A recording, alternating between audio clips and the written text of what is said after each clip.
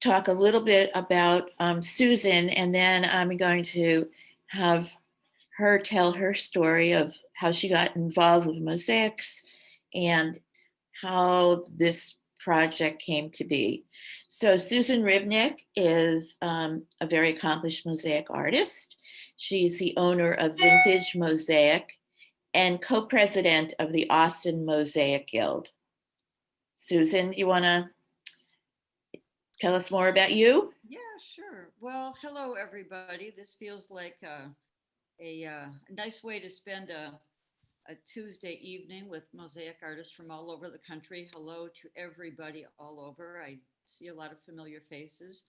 And so I have a little slideshow, but before I do that, I should explain just a couple things. Um, in 1994, I inherited 11,850 pounds of smalty, a Venetian glass mosaic. It became mine to have and hold. It was scrambled eggs. It was a mess. It would just make you cry. If you didn't know it was smalty, you would walk away from it and say, why in God's name would anyone want 11,850 pounds of anything? And anyway, but because it was smalty, I decided that I needed to export it from Mexico City and bring it up to Texas because while it was a mess, it was too beautiful to leave. So that is how this whole adventure began with this beautiful uh, glass that was made in an Italian owned factory in Mexico City. So that kind of begins, that's the story of the beginning of the obsession with glass. And it seems to be quite enduring because now it's 2021. And while I'm down to about 3,000 pounds, there's always the question, what's the best thing to do with this beautiful material? So a person like me is always looking for a project. And I've been with the Austin Mosaic Guild, which was founded by Diane Sonnenberg and myself and just a handful of people. We're now going on our 12th year and we have 60 some members. And so once I found, my partners in crime, I could start thinking about talking about smalty with somebody other than myself, rather than walking around talking about this beautiful glass. I finally found my people. And here I am talking to you all over the country. So it's really great to be able to talk about group projects and what we do with our mosaic. And this particular story is kind of a good one. So, um, anyway, let me go into I'm going to start a little slideshow and I'm going to tell you a little bit about the evolution of this particular project. Keep in mind one thing. The Austin Mosaic Guild has done a number of projects. We love group projects. We're a cohesive group of people. We like doing stuff together. And if you can do something beautiful that has some meaning, you tend to find people that want to be a part of it. And that's kind of what happened. And so, hang on just a moment. I'm going to put some slides to all this. There you go. And can you all see this or no? No. No. Hold on just a moment. Hang on. No, hang on just a second. And, okay. Just a minute. Just a second. And, okay. Can everybody see this photo? Mm-hmm. Okay, good. Well, there you have some smalty on a table. That's a good way to start. On a Moroccan table, what a good way to start. So I'm used to working on things on a large scale. This is the restoration of a painting mural in Mexico City that I did in 1991. So just a quick note, the smalty that I inherited was destined to be on this facade of a building in La Paz, Bolivia. It was an enormous 1,500 square meter facade that had a very detailed history of Bolivia. Okay. So that's where this stuff was originally going to go. Well, there was a military coup and a devaluation of the peso. And so that project got shelved. And the artist for this project got to keep all the mosaic. To make a long story very short, so here we have it now in nice, neat, beautiful little bottles in a studio. There's anyway. So what happened? I don't know how many people remember. Do you guys happen to remember where you heard about the shooting at this synagogue in Pittsburgh? How many people remember? I do. I mean, yeah, I see a show of hands. Well, I remember where I was when I heard that. And to be quite honest, when I heard the words Sandy Hook 6 years prior, I had the same thought. I said, somebody really needs to do some kind of memorial. This is really horrible. 6 years go by, and then I hear about this particular incident, and I said, that's it. You know what? We have a whole group of artists. Let's just do something. So I started to think about it, and I went to talk to some of the members of the Austin Mosaic Guild, and all that we saw, all of us on this meeting, probably saw these kind of photos.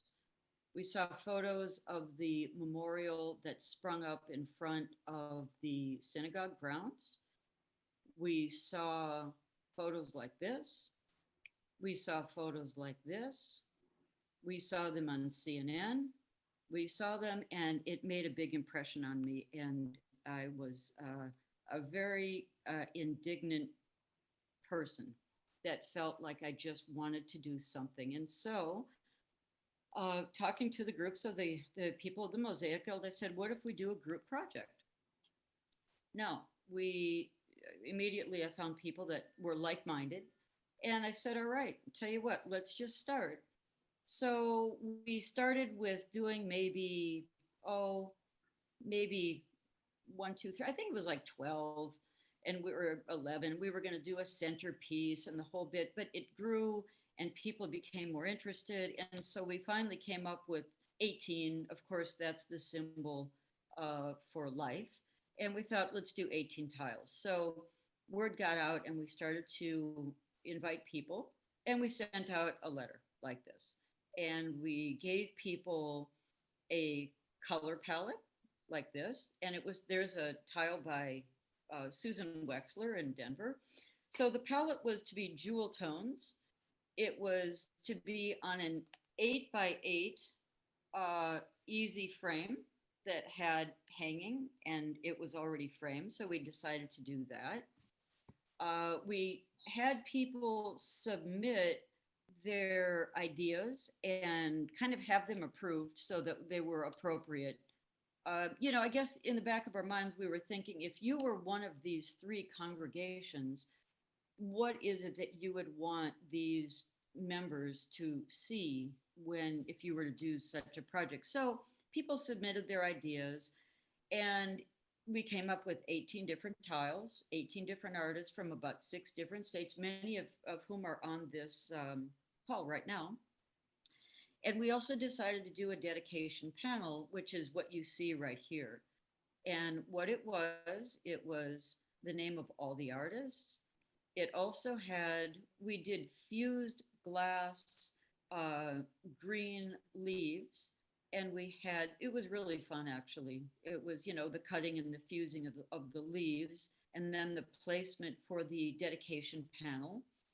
And it has the name of all 3 Dor Hadash, New Light, and Tree of Life congregations. So this project, while the media called it the Tree of Life because it was the name of the building, it's really for all 3 congregations who worshiped in that particular building. And so here you have the dedication plaque that's part of this central panel. And what you see is the name of the 11 people who did not survive the shooting. And those were etched into fused glass leaves. And then we had a gradient green smalty background with gold vines. And there is the finished product and it's actually right here behind me is a metal reproduction of that central panel. So what happened? So what happened is that we started to get beautiful work sent to me in Austin. And I thought, well, what do we do now? Like, we never consulted. This is what we did was the opposite commission. Like if you have a commission, you go to people and you say, I'd like to meet with you. Let's talk about what you want. Let's look at your wall space. Let's agree on a design. Let's do it. This is exactly the opposite. And Dave Calla, I know you're there. Really, we had no idea if they ever wanted this stuff. We didn't know about the wall space, but we said, the hell with it. We're just going to do this thing and hope for the best because it wasn't appropriate to start talking to anybody in the middle of the kind of reeling from a tragedy. So what happened is I went and I talked to our rabbi at Agudas Achim congregation here in Austin, and he said, I think this is great. Let's have an event. I said, okay. So he called one of the rabbis, Jeffrey Myers in Pittsburgh, mentioned what we're doing. And what eventually happened is that the Tree of Life congregation had some ambassadors to field all the outpouring of gifts, and all of the congregations were the recipients of many, many gifts. So they sent out one of their board members, his name is Dave Calla. I don't know if he's in Pittsburgh right now, but he lives there. He ended up coming to Austin for this event on May 19th, 2019. And there's a poster that we made for the event. And what this synagogue gave us was a beautiful wall with a lot of natural light to exhibit the work. And keep in mind, these are only 8x8s. They're not big. And the reason they're not big is because nobody asked us to do this.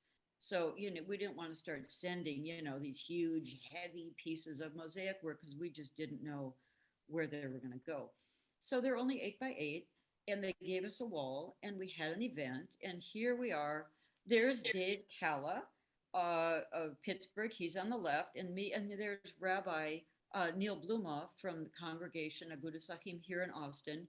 And we had a very nice event in which people spoke about what motivated them to become part of this, their feelings about anti-Semitism and gun violence. And that was really the driving purpose of this project, was for this artwork to be a vehicle for communication about something truly horrific. And, my feeling is that if art can do that, can get people talking and discussing these really heavy issues, well, then you've done something. We do not profess to be solving the world's problems, but at least we can keep people talking and create something beautiful. And the most beautiful work came out of this. You just would not believe it. There's Dave speaking on behalf of one of the congregations. We're now slowly making friends with members of Dor Hadash and New Light, which is really very nice. And then what happened after that is that the Jewish Community Center said, well, we would like to have an event as well. And so the problem was that the synagogue didn't want to relinquish the original. So we had to think of a plan B, because both of these entities are under the same roof. They're in the same campus. So what we ended up doing was this. We made metal reproductions that you can hang. We had the entire project professionally photographed, and we also made miniatures of these as well. Very nice little metal reproductions of the entire, there you go. And so we ended up having another show. Here is Sandy Sakura. She's the co-president of the Guild. And all the now 12 by 12 enlarged pieces, and those went up on a beautiful wall at the Jewish Community Center. And there's Jeanette Jordan, who is also, she did this beautiful Hand of Fatima right up there. And we had another show. And then there was another organization, the Austin Presbyterian Theological Seminary. They called us and they said, we would like to include this in what they call their midwinter lectures, and they wanted to have a show. So then all the metal reproductions moved to the Austin Presbyterian Theological Seminary. And it was, they put it up on the wall, and people could buy the 12 by 12s, and the money would go right back into the project. And then eventually, right around the high holidays of 2020, no, 2019, this poster, it's actually a pretty large poster, was made in Pittsburgh, and it was on display for the people who attended the high holiday services um, at the synagogue, so that they would have some idea of what all this fuss is all about, and so they were able to see a visual image. Here's just a picture of three of some. There's Susan Wexler. Here's Tony Duchess. This is folded paper. It's utterly fabulous. And what she said about this is that this is a seed. And of course, with the way she put it is, when you're in a dark place, sometimes you think you've been buried, but you've actually been planted, which was a very appropriate thing. Here's another one, Stevo Sanvari. He is a mosaic. He's an artist in Squirrel Hill. He found out, he contributed a beautiful tile.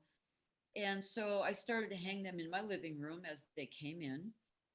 And so I just want to show you one by one the pieces that came in. And keep in mind, these are 8x8s on an easy frame, ready to hang. This is Judy Hardwick, an olive branch. She's in Austin, Texas. This is Carol Shelkin in close to Philadelphia. Mhm. And of course, this is Hebrew for remember. Here's Tony Duchess from Minneapolis with folded paper. Beautiful piece. So this is really, this could be a multimedia project because it's indoor. So it doesn't have to be glass or ceramic. And this is what Tony wrote about her piece, which I absolutely love. Very appropriate. This is Teresa White up in Seattle. She found out about this in Facebook and rendered one of the logos of one of the congregations, but she rendered it in glass and silver, which was very original, beautiful. Here's Susan Wexler in Denver, and really stunning, heavy, beautiful piece. This is Diane Sonnenberg, and this is particularly interesting because a sixth grade boy by the name of Cooper D left a handwritten note at the memorial, and he took a Bible verse and he left it at the memorial. So what Diane did is she took part of that Bible verse and rendered it in excruciating detail, as you can see, in natural stone and in smalty, and it turned out just beautiful. So who says you can't make a fuss out of an 8x8 substrate? And here's the other half of that same Bible verse. This is what I did in oceanside glass tile, gold smalty, and etched ceramic leaves. This is Phyllis Akmal in Austin, Texas, Jewish star. This is Lynn Bridge, convergence of three rivers. This is done in smalty as well. She's a past president of the Austin Mosaic Guild, as is Diane Sonnenberg.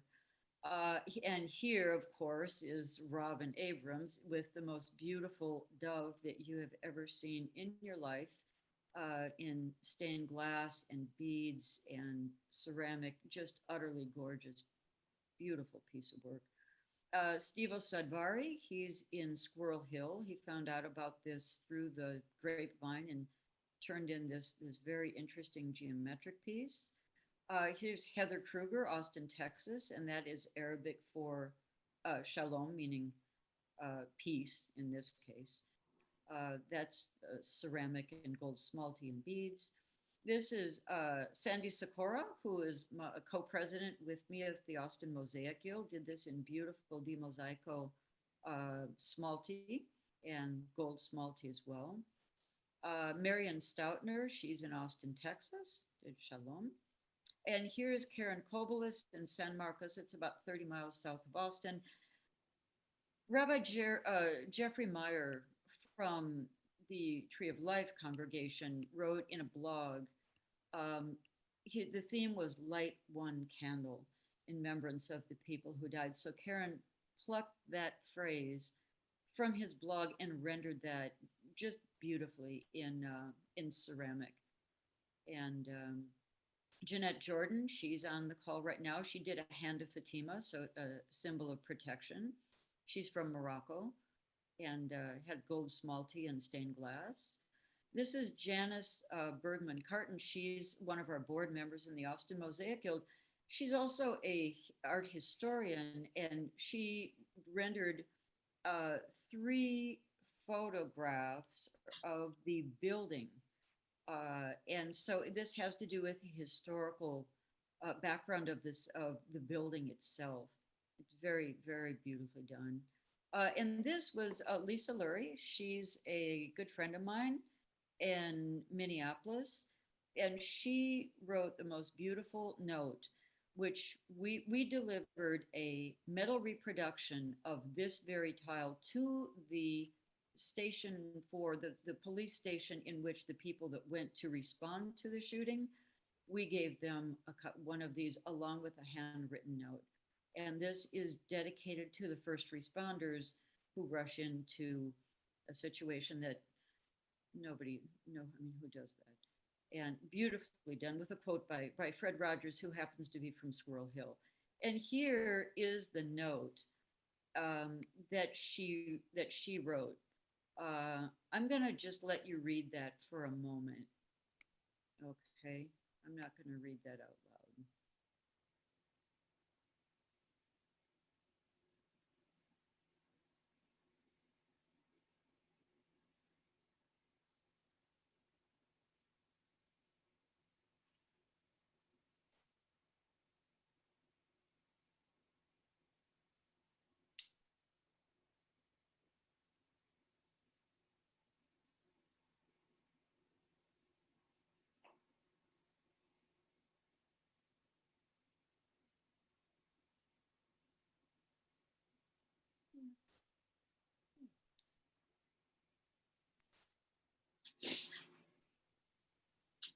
Get a chance to read that. I'll put it up again afterward if you want to read it. But what it goes to show is that people were moved. They really were moved for many reasons to be part of this project. Now, one of the interesting things is that the many people that I corresponded with, rather blindly, I may add, in people in Pittsburgh. One is Eric Leege, who is a historian at the Jewish History Museum, and I eventually, well, put it this way, I eventually made friends with Dave and his wife and people in Pittsburgh, and I was invited out there, so I got to meet Eric Leege of the Jewish Historical Museum.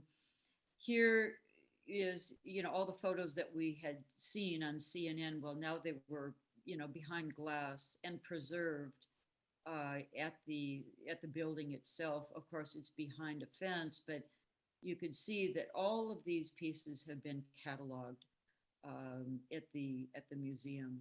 And I was able to go to the police station and deliver the that tile that was for the first responders. This one, here's a metal reproduction of it right here. And of course, I was able to meet some of the family members. This is the daughter of one of the oldest woman who died in this shooting. And so what happened is that many personal connections were made in the course. What started off as a completely blind, what the hell, we're going to do this thing and send it, turned out to really, there were a lot of personal connections that were made. And why am I showing Elton John? Well, we became friends, and Dave Callett invited me to an Elton John concert. See, so sometimes Mosaic takes you to places that you don't really anticipate. And so I'm gonna stop with my slides. That's me. That's vintage Mosaic. Here you go. Let me go back over here. So in a nutshell, I guess what I would like to say is that sometimes people, you find a cause that speaks to you, that you find important, and you can hopefully have your voice be heard in some way. And, we're visual artists, so we like to work with Mosaic, and do work like this. And, it's my hope that this can just at least keep a conversation going about some very important issues that haven't gone away, in spite of the fact we've been talking about nothing but a virus for a year. We all know that issues of anti-Semitism, which we've seen over the past 4 years, and gun violence, they haven't gone anywhere. And so I very much appreciate their involvement with all of this. And if anyone in this group has an interest in doing another tile, we may do some more, because we've been invited to the Skirball Museum in Cincinnati in the fall of 2021.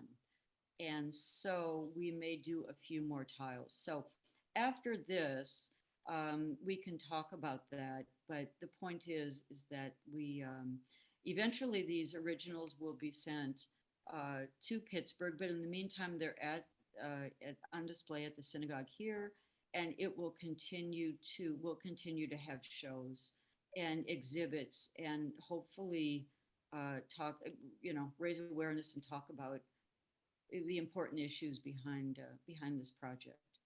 So I'd like to hear whatever questions that you have, and that's our story. Do you want to take over here? Yeah, of course. So that was really wonderful background. Thank you so much for sharing. And the project is amazing. I would like to welcome you all to type any questions that you have into the chat box, and I can share them. Or, since this time we're on camera, if you would like to ask a question out loud, just give me an actual hand raise or a virtual hand raise if your camera's off, and I can call on you and you can unmute and ask your question or share your comment. Can I say just one really quick thing? Yes, of course. We do have two people that are members of two of the three congregations, and they are on this. Dave is here, and where are we? Hang on. Andy, I think Andy is here as well. And Andy is there as well. And I would love to hear from both of them, probably as much as anything. All right, well, Andy, it looked like you wanted to share something, so why don't you go ahead and start us off? Sure, thank you so much. And this is an absolutely extraordinary project. I really am so grateful that you all are doing this work. It just means so much. And so I'm a member of Dor Hadash, one of the three congregations. And you mentioned that there's somebody else from Pittsburgh, Dave, on this call. I'm wondering who you are, Dave. Well, maybe Dave will introduce himself at some point, but so I've had some exchanges with my cousin Amy about this project, and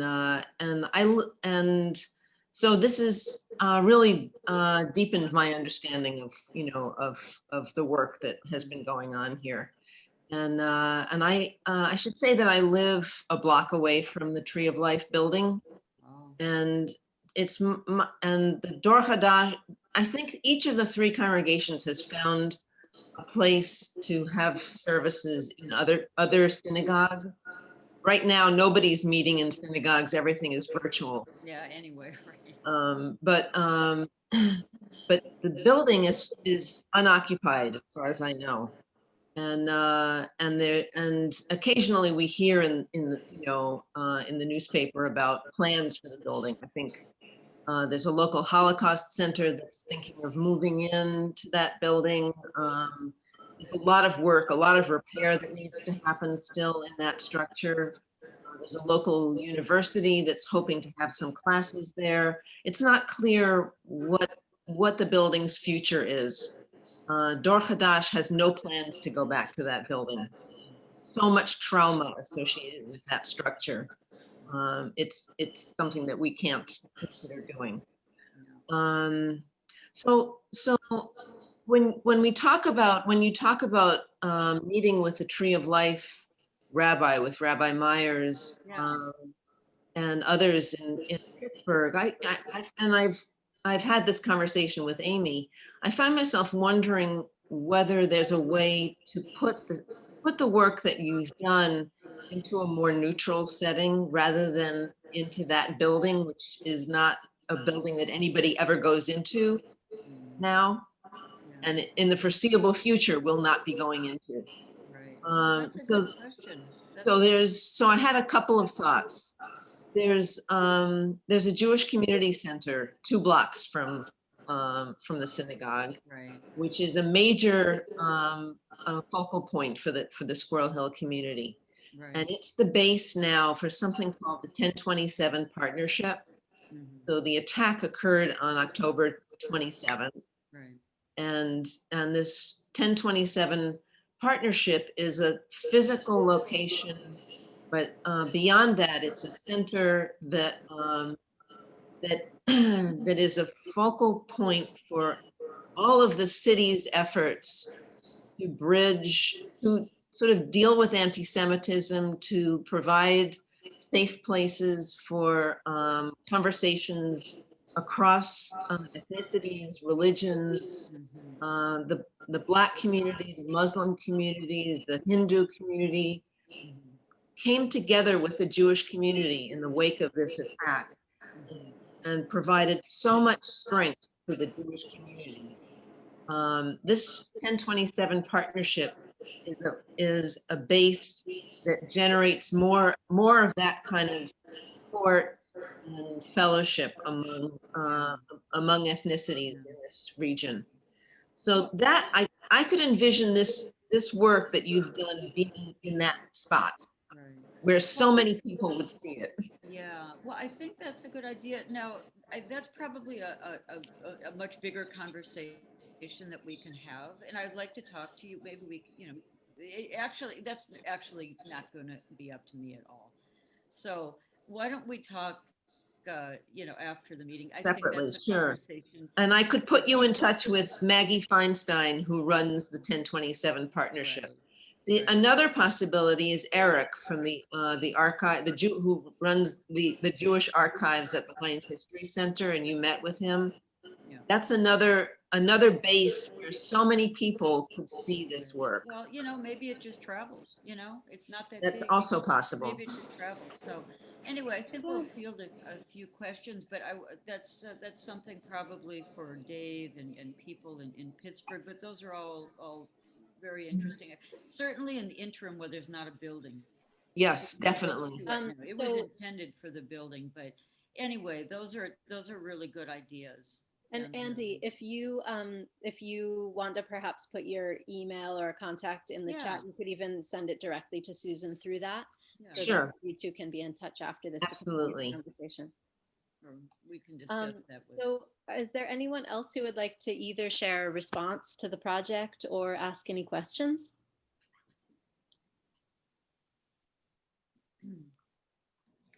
Yes, I see Suska.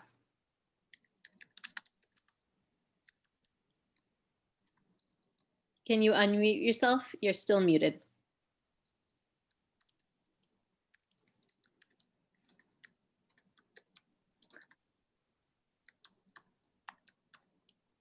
No, I can't hear you yet. If you'd like to type your question into the chat, you can. Here we go. Okay. I just wanted to say thank you so much for this presentation tonight. I grew up in Squirrel Hill and I no longer live there. I'm in Massachusetts, but when this happened, it hit so close to home and was so devastating. So I really, really appreciate all the work that's gone into making this possible. I think you speak for a lot of us. Yeah. So I think we haven't heard from Dave Calla. He's been very much involved with this for 2 years. He's been to Austin, he's been to events, he's spoken, he's helped arrange an exhibit in Cincinnati. Dave Calla, how are you doing? I'm fine, thanks. How are you? Hi, I'm doing great. Always good to talk to you. Yeah. First of all, I'm just amazed how this fraternity of artists gather, if it's in Austin or New England. All over. It's a learning curve for me. So I think it's a really, you guys are a wonderful group of artists.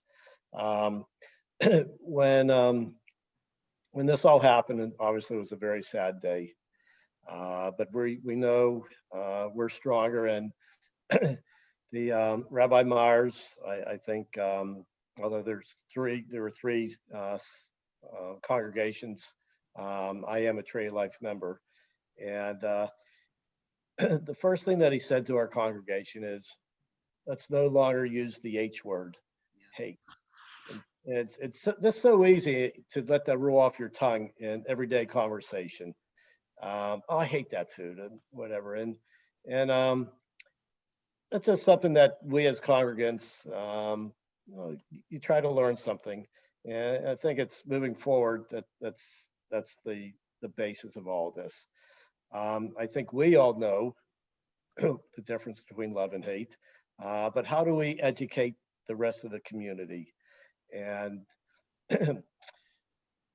once again, being a neophyte in the Mosaic world, I was just impressed by the passion that I saw with the artists through some of these events and the words that they used to describe their pieces also.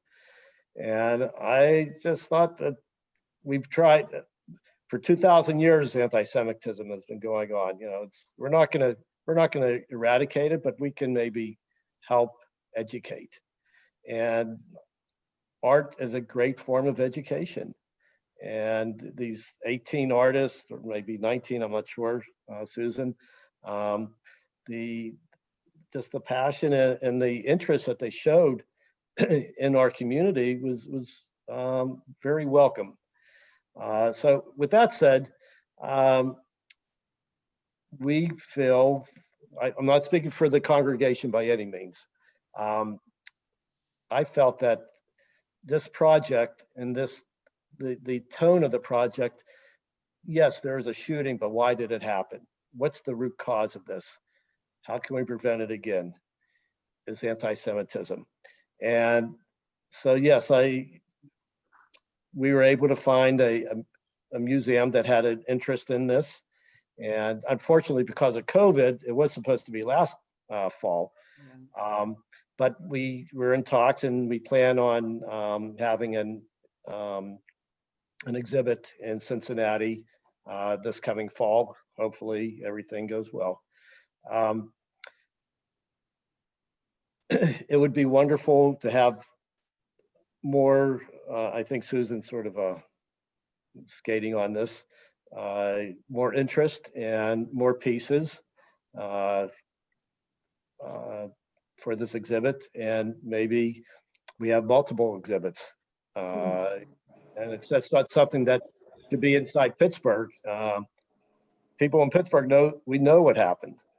But how can we, if it's Cincinnati, can we take it? How far can we take it? So we'll see how that's a project in itself. To update,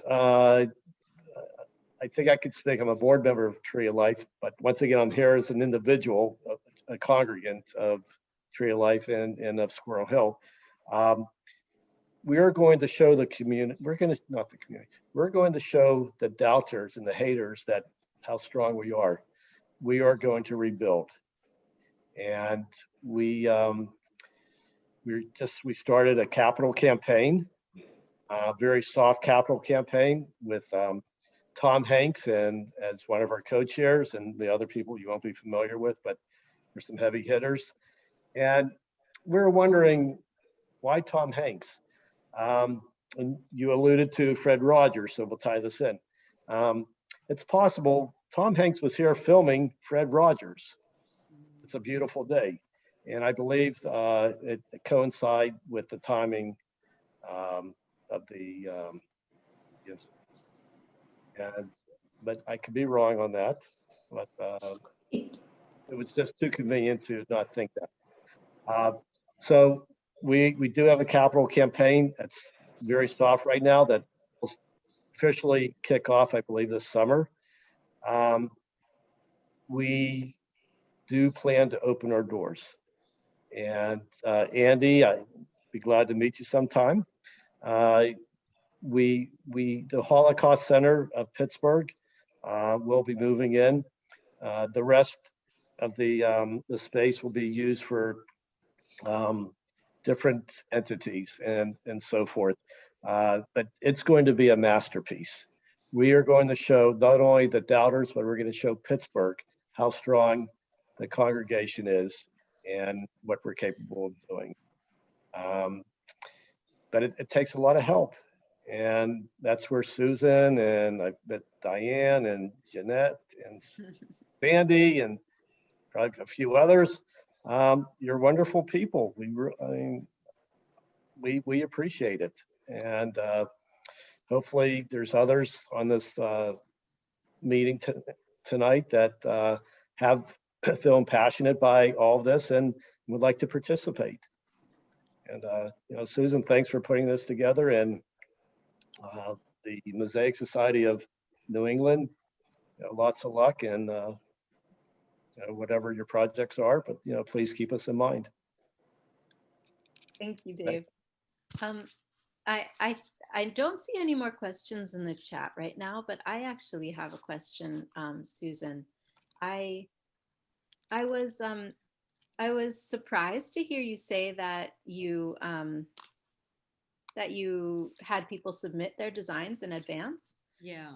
And so I'm wondering what kind of a process you used for that, and whether there was anyone who you turned away, or whether you worked with artists to revise their designs if you weren't pleased with them initially. Right. Yeah, that's a good question. Well, there was a lot of discussion. There were some tiles that came in, and the theme was very much related to the Holocaust, and that spurred a very lively discussion. And the relationship between what happened and the Holocaust and whatnot.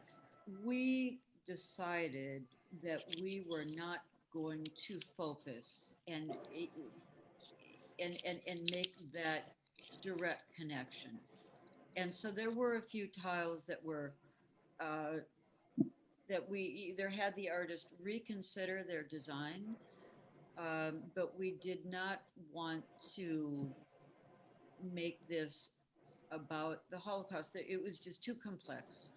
And there were some Holocaust survivors that had very strong opinions about that. We talked to people about it. So we really had to, first of all, I didn't want to have too much duplication, number one. Secondly, we wanted to make sure that it was appropriate, what we considered appropriate. And of course, that's a subjective term. So the people just had to submit their designs. Some of them were a little dark.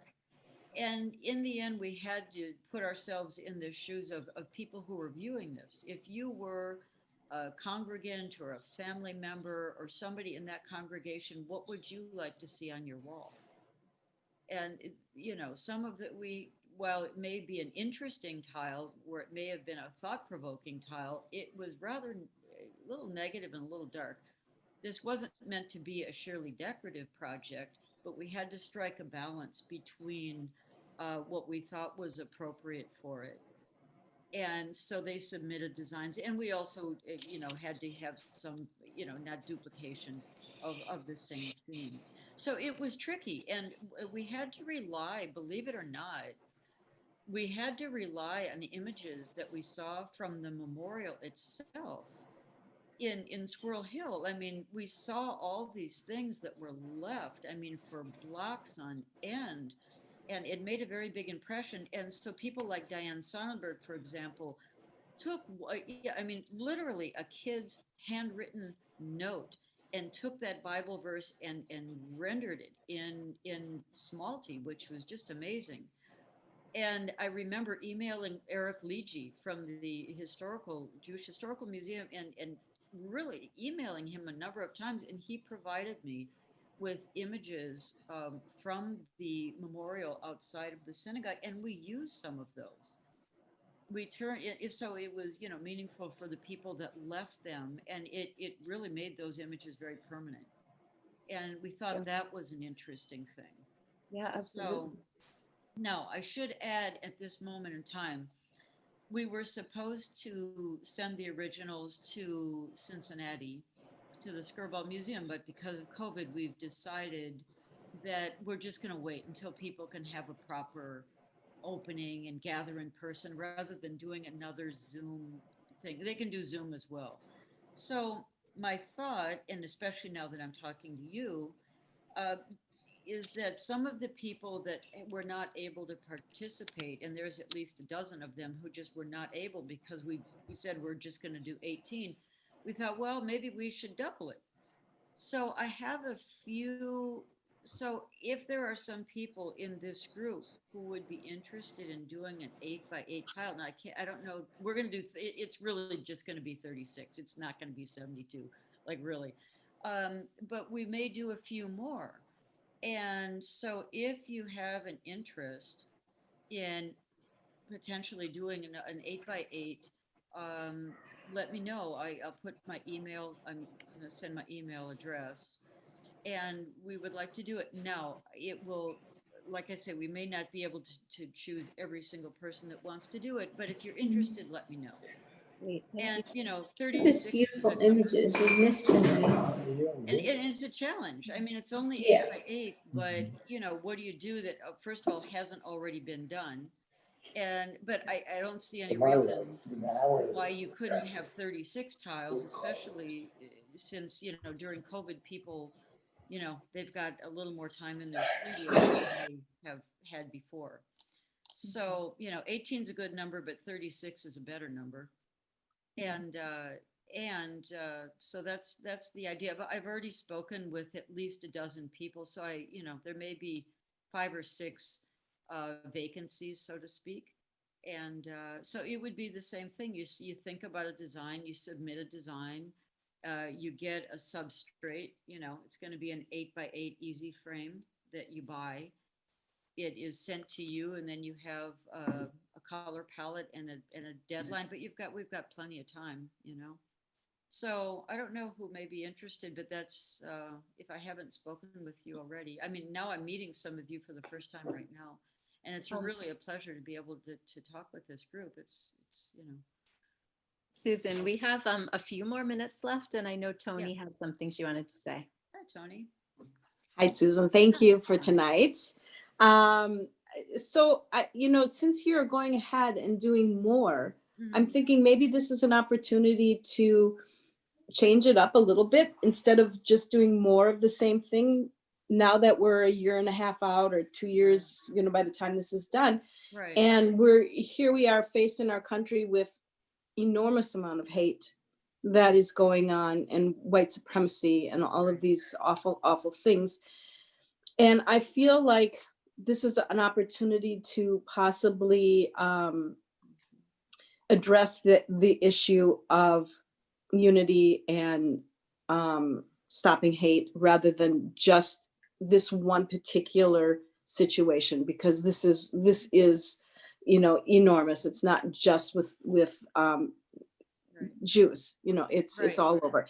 And I also feel that, and this is just my personal opinion, that I think we have this opportunity to possibly teach, that I think children, if they are taught early on, possibly maybe we can reach a few that are getting their heads filled with awful information from their parents or family or whatever, and through the schools. And it doesn't have to be something that we're there in person for. And I'm just kind of planting the seed, sort of kind of on the coattails of Dave here, who, is opening up, not just showing how strong we all are in overcoming this, but spreading how we can solve this, through art. And maybe, like a couple examples, the paperclip thing that kids did in school, because, and maybe it's a packet that we put together that is a teaching packet for the teachers, so that they know what to do and give them specifics, a plan, whatever teachers do, I mean, they have plans, right? And so, maybe it's something that these kids now put together their own mosaic, whether it's with actual tiles or it's just torn paper, and then they have their own little exhibit in their school.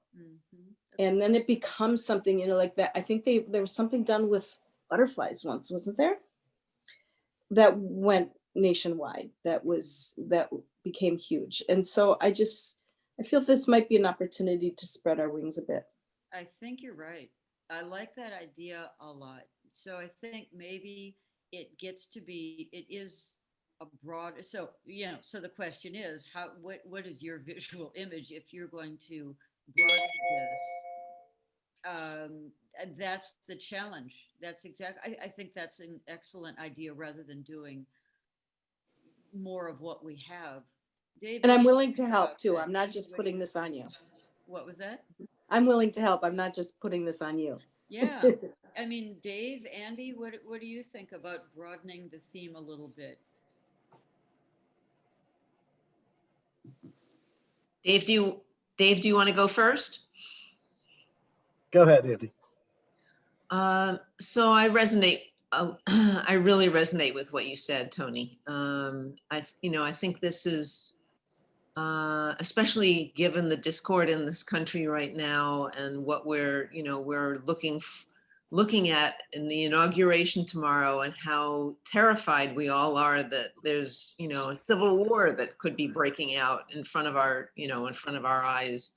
With all the overtones of anti-Semitism and racism, and I think we have an opportunity here to build on what you've all already done and make it even broader.